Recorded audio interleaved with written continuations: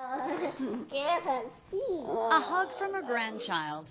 A walk up the stairs. Oh, that's halfway. Standing with her two kids. Huggable. These are things 57-year-old State Senator Sharon Runner has not been able to do for months. And this is a swearing-in day.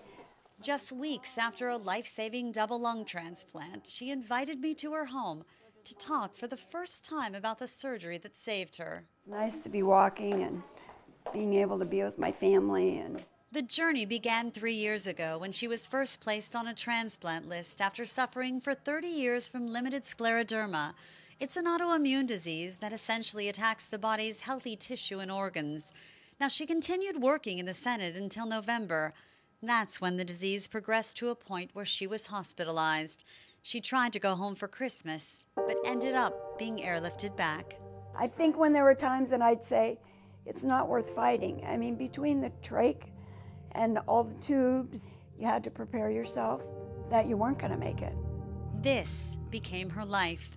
Her situation so dire, the transplant her only hope. Her husband by her side every moment.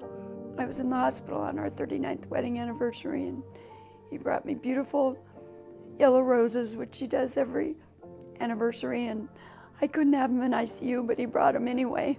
The hardest part was the waiting, not knowing if or when a transplant would happen. And every night they'd pray for a miracle. We talked about whether it was going to be the night.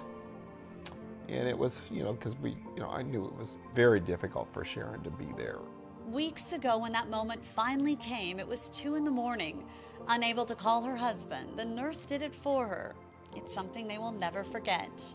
We put him on speakerphone and got in the car and got there, and my son got on an airplane and got there right before I went into surgery. Just talked to her about it. We loved her. We knew, we prayed, that God would be faithful in this. I'm pretty emotional. Made me cry. It's making me cry. The surgery was a success. The lungs a match. Her body not rejecting them. But she knows now the emotional toll, not just of illness, but depending on others for survival, of being on a transplant list. I'm a walking miracle because people decided their child, their daughter, or she decided that she was going to help other people live.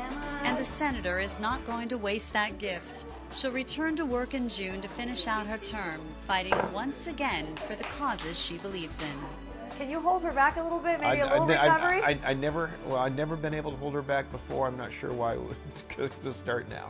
I'm just having to deal with a different set of challenges.